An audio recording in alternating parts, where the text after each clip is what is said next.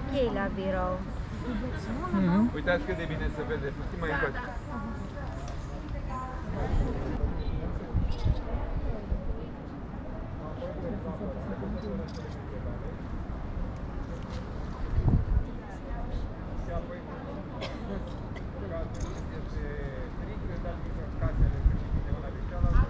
Mai bine căldura.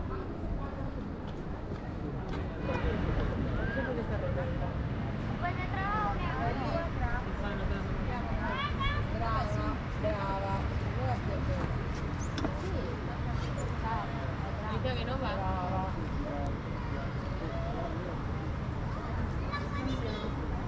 Bella, dalla questo film.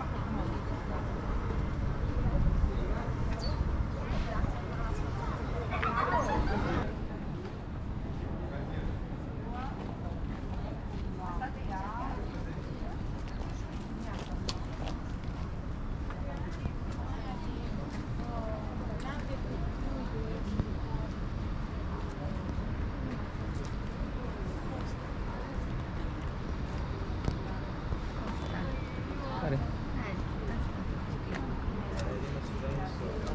Veche, urât. N-ai investit deloc. E modestă. Un magnat flash.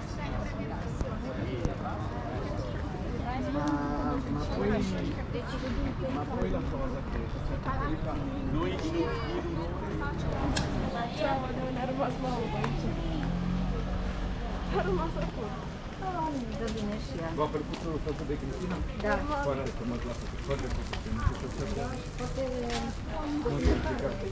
N-am mai uitat.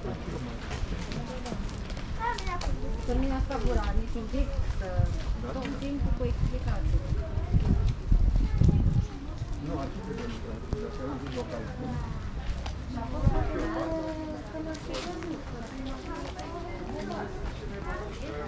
A doua parte, totuși am apucat de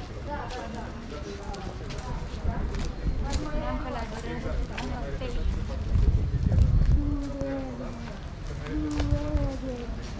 Doamna, andiamo.